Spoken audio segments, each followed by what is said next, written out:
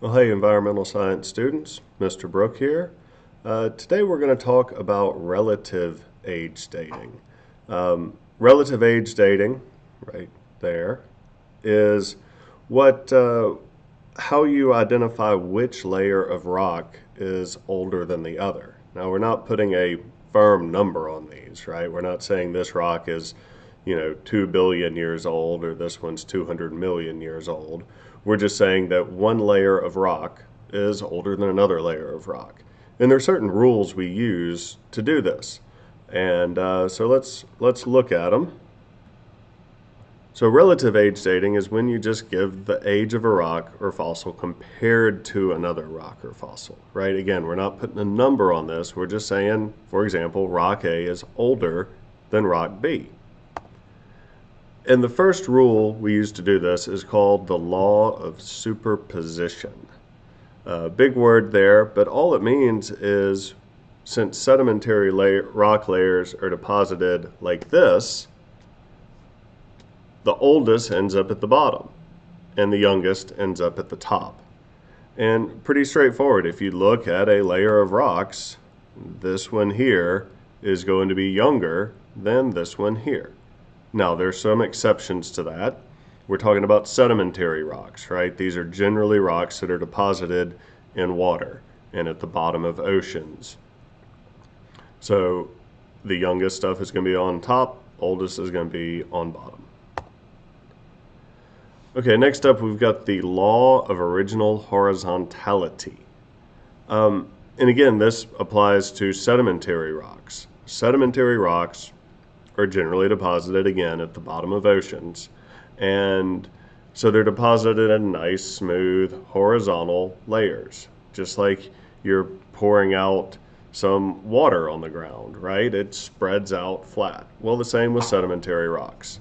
And so that just means if anything happens to make them folded like this, or tilted, or broken, that happened after the rocks were deposited. Okay, the law of cross-cutting relationships.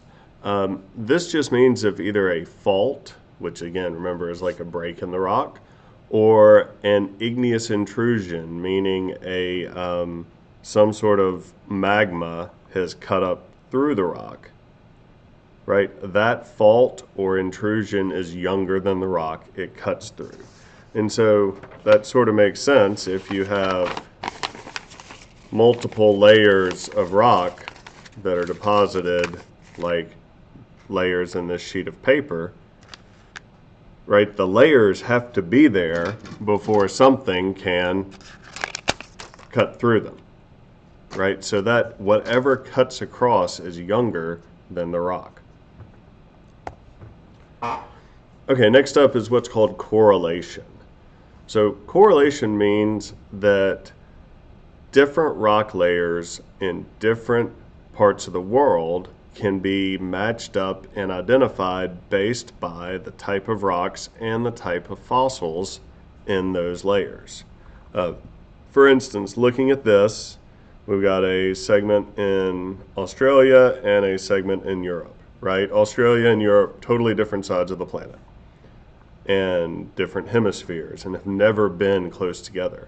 But they may have had similar fossils, and those fossils would have occurred at similar periods in the geologic time. So this fossil here in this rock matches up with this fossil here. So we know those rocks are about the same age. Likewise, this fossil here is the same as this fossil here.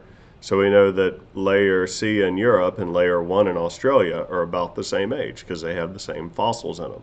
So that's called correlation. Okay, an unconformity is just a gap in the rock record, right? It's when a rock has been deposited and then uplifted generally and eroded away, you're missing that time in the rock. So an unconformity has to occur after the rock had been deposited. And so this right here, this gap here is an unconformity, right? These layers were deposited at one point. then something tilted them and uplifted them, and then eroded away, and then these rocks were then deposited.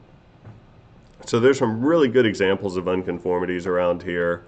This one's not around here, but this is layers of rock that have been deposited, and then there is a erosion event, and then new rock deposited on top of it.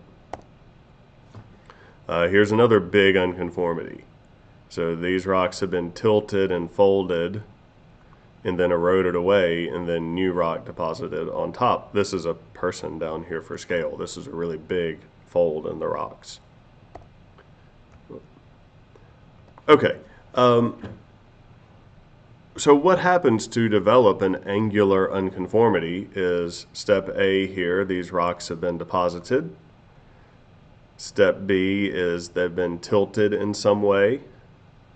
Then something caused erosion to occur, and then new rock has been deposited on top, and we call this an angular unconformity. Index fossils.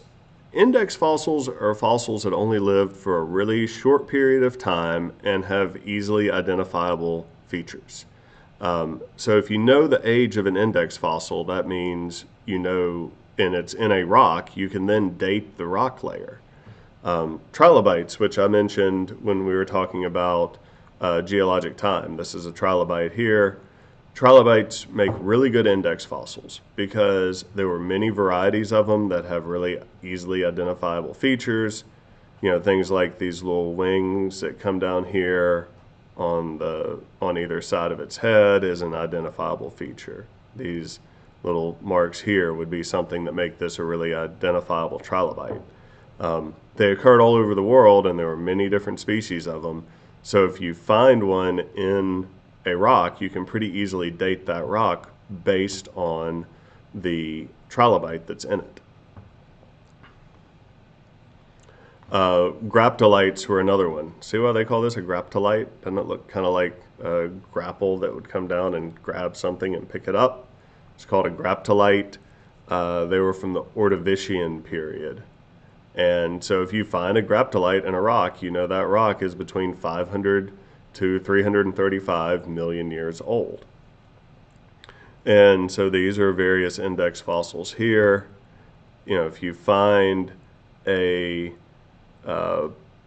let's see, a Neptuna here. If you find a Neptuna, you know that it's from, this rock is either from the Tertiary or Quaternary period. That's pretty recent. If you find this particular species of trilobite down here, the Paradoxes, you know it's from a Cambrian period. That's really, really old.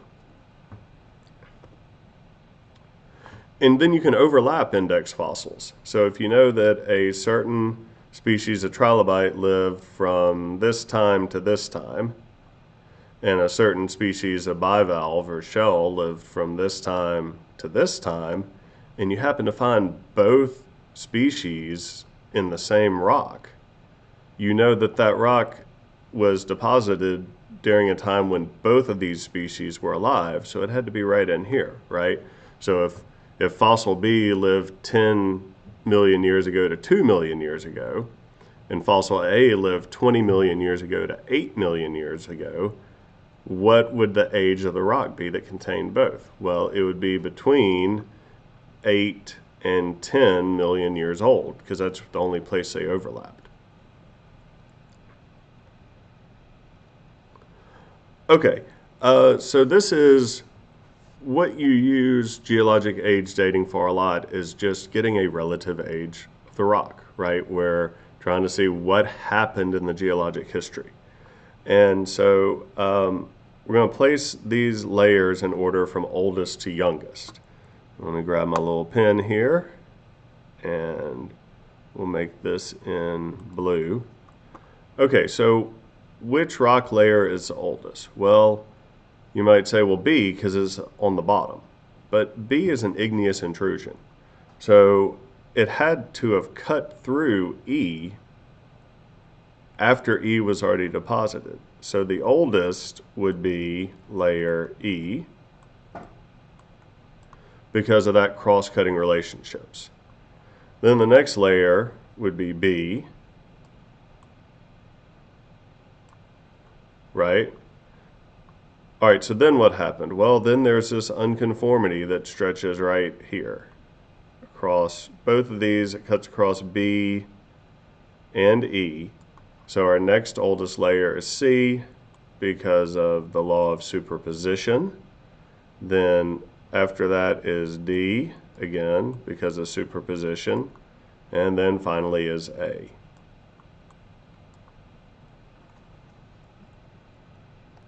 And here's some real life examples, right? So here you've got what looks like rocks that were eroded, and then a different type of rock was deposited on top of it. And then here's another real life example. So what you have here is a big layer of sedimentary rock here and here that's been cut through by this igneous intrusion. So which one's going to be older? Well, the sedimentary rock, because it had to be there before the igneous intrusion could go through it. All right, y'all, if you hopefully that gave you everything you know and need to know for relative age dating. I wouldn't say it does, though. So like I said, I'm going to make a separate video with another couple of examples, and then I will expect you to work some examples during the course of the week as far as trying to figure out which rock is older and which rock is younger. All right, have a good week, and look forward to seeing y'all on Zoom sometime.